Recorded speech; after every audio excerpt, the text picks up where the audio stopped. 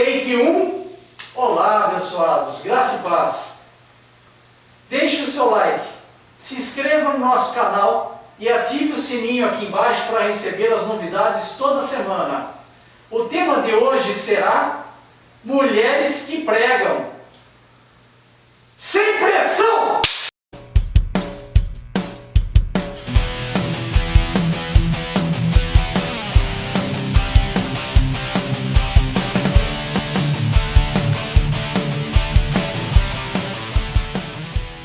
Graça e paz, amados do Senhor.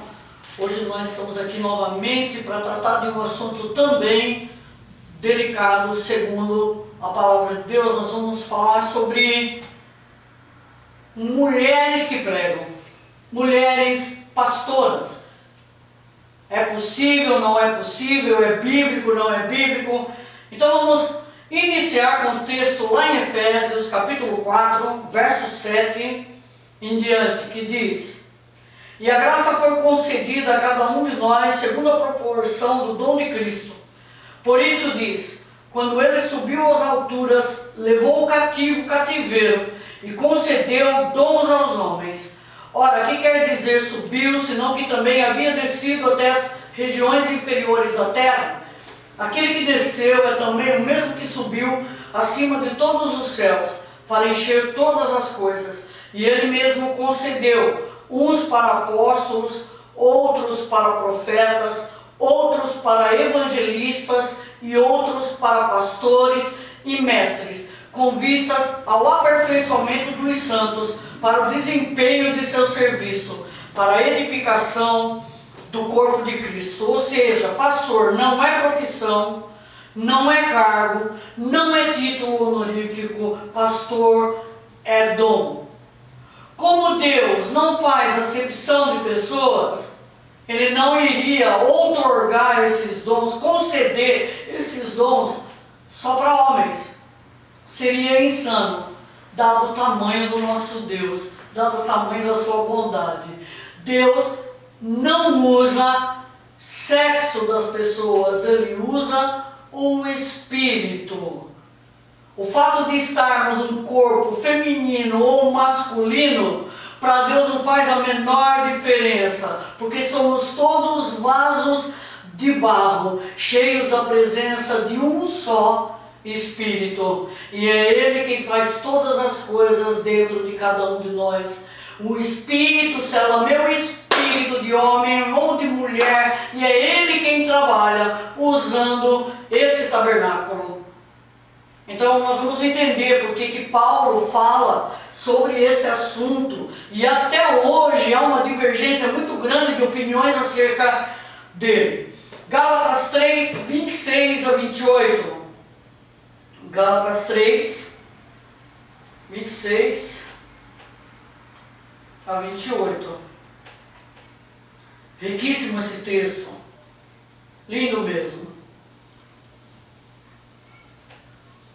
Temos que entender, de novo repetindo, não somos judeus, somos gentios.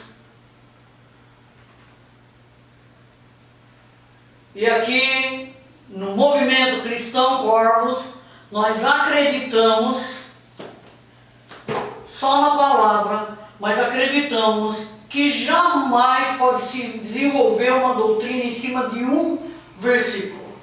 Isso seria tolo demais. Porque a Bíblia não se contradiz em hipótese alguma. Eu só posso considerar uma doutrina, repetindo isso, se ela estiver no Velho Testamento, Jesus nos dias da sua carne, carta de Paulo. Essa separação é que trouxe muita confusão. 3, 26.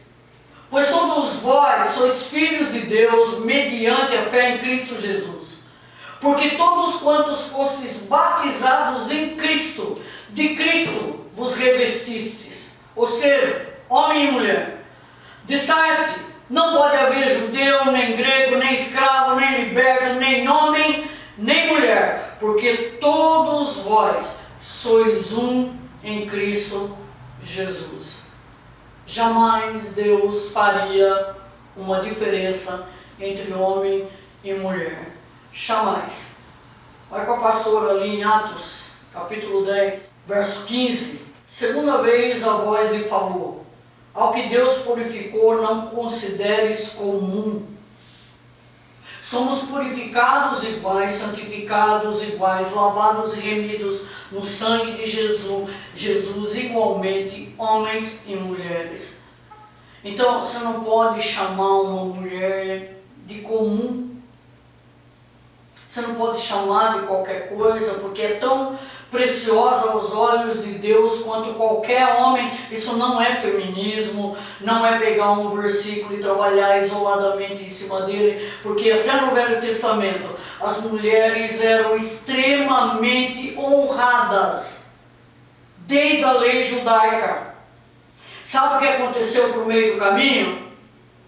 A religião judaica começou a receber interferências de culturas pagãs, porque no Velho Testamento não tinha essa prática de se separar homem da mulher. Começou a se separar muitos anos depois da lei. Já na sinagoga as mulheres sentavam-se apartadas dos homens, como tem muita igreja hoje que adquiriu, colocou para dentro dos seus dogmas o sentar separado, o homem de mulher. A malícia está dentro do coração, de um coração que não é puro. Porque quando o seu coração é puro, não há malícia. Só há a presença de Cristo na vida do outro, seja homem ou seja mulher, filho. Você vai olhar, todo mundo igual. Mas o judaísmo sofrendo essa distorção, porque no livro de Levítico diz da honra da mulher, diz de como ela era tratada. As mulheres eram matriarcas, tratadas como matriarcas na Bíblia, Sara, Ruth, todo livro histórico que você pega para ler sobre judaísmo, vai encontrar esses nomes com muita reverência. Débora era juíza. Eu vou comentar aqui, mas eu li um comentário de um abençoado pastor que disse assim: Débora era juíza, não era pregadora. Pior ainda, meu querido. Sabe por quê? Para julgar causas, você tem que ter um coração diretamente voltado para Deus. Para ensinar é a mesma coisa, não há diferença. Elas eram ouvidas, respeitadas, admiradas, eram profetisas, juízas e pastoras, no sentido mesmo de trabalho no campo, que depois, mais tarde, vem a ser esse dom maravilhoso que Deus colocou aqui na terra para guiar seu povo, colocou dentro de homens e de mulheres. A maior influência que teve no judaísmo e que trouxe esse costume foi a influência grega. O judeu desenvolveu até uma oração para isso. Ele desenvolveu essa oração: bendito sejas tu, eterno, nosso Deus, Rei do universo, que não me fizeste mulher. Você imagina o tamanho do constrangimento que a mulher sofria ouvindo isso, porque ela era obrigada a responder: bendito sejas tu, eterno nosso Deus, Rei do universo, que me fizeste segundo a tua vontade. Era a recitação da bênção matinal, que anos depois foi retirada e modificada, porque começou a se tornar um peso, e alguns rabinos começaram a entender que isso era um desprezo à mulher, que Deus tinha criado para ser auxiliadora. Não diz nem menor, nem maior. Auxiliadora do homem. Depois o judeu também interpretava o Salmo 45:14. Depois você lê, tem a curiosidade de ler. E foi interpretado pelo judeu. O Salmo não diz isso, mas o judeu transcreveu para o Talmud, que é a Torá oral do judeu, interpretando que a mulher deveria ficar só dentro de casa. A igreja de Corinto, onde tem Corinto capítulo 14, onde tem esse versículo que eu vou ler agora, que é um dos que as pessoas usam não para ter um embasamento contra uma mulher que prega, ou que estude a palavra, ou que fala em público, ou qualquer coisa do gênero. Eu ouço Deus, desculpa, eu não consigo não ouvir Deus e não consigo não passar a mensagem que Ele coloca no meu coração. Estaria pecando há muitos anos já, então. 1 Coríntios 14, 34, 35, diz assim. Nós vamos entender por que Paulo fala isso. O maior pregador da graça de Deus jamais colocaria um texto para diminuir alguém, em hipótese alguma. Conserve-se as mulheres caladas nas igrejas, porque não lhes é permitido falar, mas estejam submissas, como também a lei o determina. A lei judaica o determina. Se porém querem aprender alguma coisa, interroguem em casa a seu próprio marido, porque para a mulher é vergonhoso falar na igreja. Por que era vergonhoso falar na igreja? Porque a igreja de Corinto era formada basicamente, isso historicamente, provado por A mais B, por grandes estudiosos, era formada por gregos e judeus. Judeus extremamente religiosos e gregos extremamente pagãos.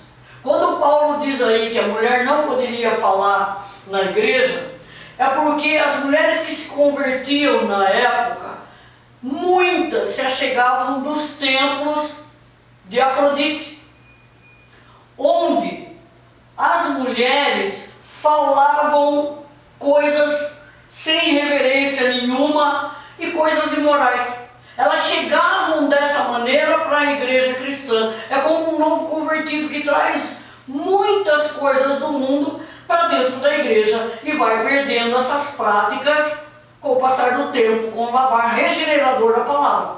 Então Paulo achou por bem dizer para elas, não permita que elas falem, primeiro por esse motivo, e segundo por causa do judaísmo, por causa das mulheres, e Paulo, com respeito à prática judia, porque ele também tinha sido judeu, sabia que os homens e mulheres na sinagoga sentavam-se apartados, já justamente para não falarem. Então ele, por respeito à lei judaica, ele diz, por esses dois motivos. Primeiro, porque a mulher grega não tinha um pingo de reverência. Amém? Ela ia soltar qualquer coisa como ela estava acostumada a soltar nos cultos pagãos a Afrodite. Eles estavam acostumados assim. Eles não tinham rédea para nada. Todas as cartas que Paulo escreve, ele escreve para uma igreja judia cristã. Não era uma igreja gentílica, como é hoje, ou deveria ser. Deveria.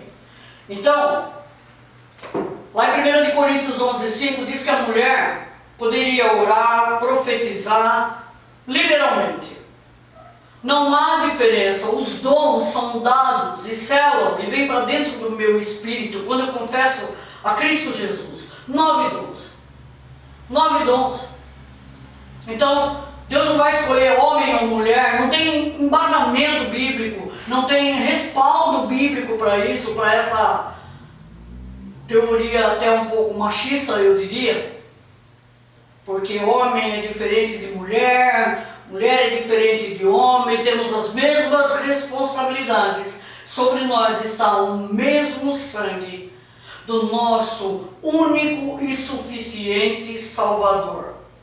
Não há grego, não há bárbaro, não há cita, não há homem, não há mulher, porém Deus é tudo em todos.